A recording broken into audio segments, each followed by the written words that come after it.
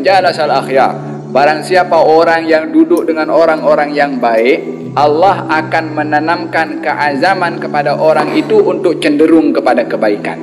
Orang yang bersahabat dengan orang yang tidak baik, terpulang apa saja sifat tidak baiknya. Rakus dunia kah, suka kacau orang kah, suka tunjuk ajar komen tak baik dalam Facebook kah, ataupun suka dia tunjuk ajar macam mana untuk dia bantai si fulan kah, apa saja akan berpindah juga perangainya.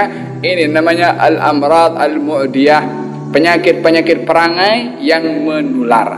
Nak tahu perangai kita baik atau tak baik, tengok dengan siapa kita bersahabat.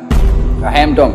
Walihada baginda Rasulullah sallallahu alaihi wasallam ketika duduk dengan beberapa orang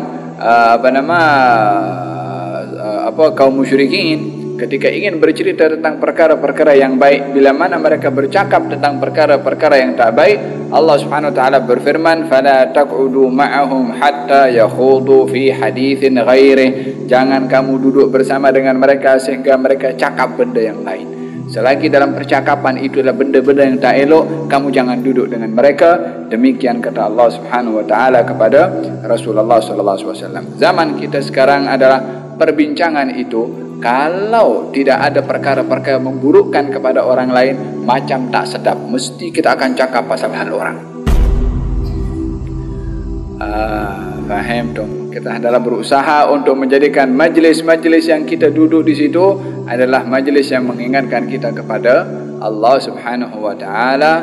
Gal wasiat Luqman al-Hakim kepada anaknya, "Wahai anakku, duduklah dengan ulama dan bersamalah dengan para hukama, ahli-ahli hikmah. Sesungguhnya Allah akan menghidupkan hati seseorang dengan cahaya ilmu, seperti mana Allah Subhanahu wa taala akan menghidupkan bumi ini dengan turunnya hujan." Kita selalu diperdengarkan tentang satu hadis Nabi sallallahu alaihi wasallam berkenaan dengan orang yang duduk dengan orang yang baik. Orang duduk dengan orang yang baik.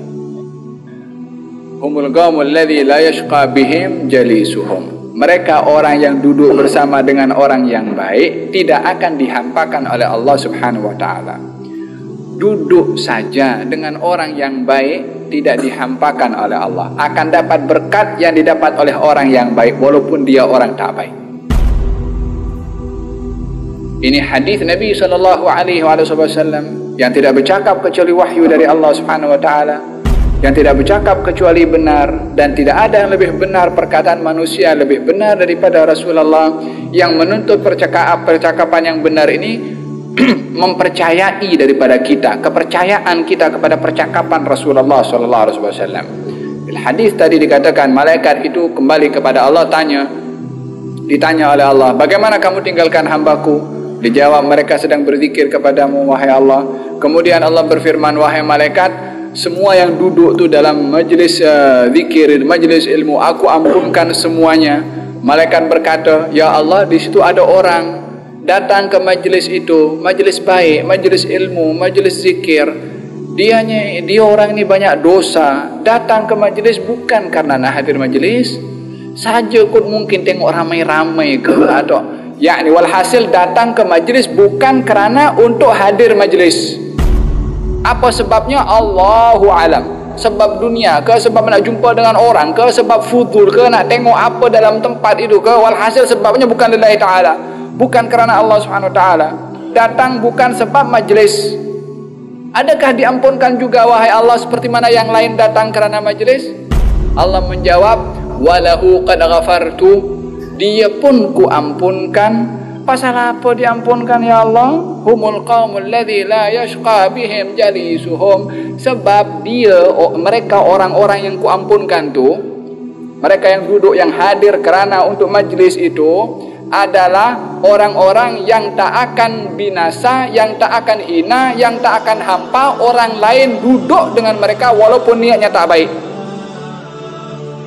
Ini duduknya saja, apalagi bersahabat, apalagi dia akrab. Maka jangan tanya keberkatan duduk dengan orang-orang yang baik. Kalau duduk saja mendapatkan pengampunan, apatah lagi bersahabat dan juga rapat dengan mereka. Semoga Allah Subhanahu wa taala menjaga kita daripada sahabat-sahabat yang tidak baik. dan dijaga oleh Allah Subhanahu wa taala untuk dibimbing supaya rapat bersahabat dengan orang-orang yang baik, sehingga kebaikan dalam persahabatan di dunia ini akan membawa manfaat di barzakh dan juga di akhirat, seperti mana digambarkan oleh Allah Subhanahu wa taala di dalam Al-Qur'an, ikhwanan ala sururin mutaqabilin, mereka yang bersaudara di dunia akan berjumpa nanti di akhirat dalam keadaan gembira satu dengan yang lain. Amin, Allahumma amin.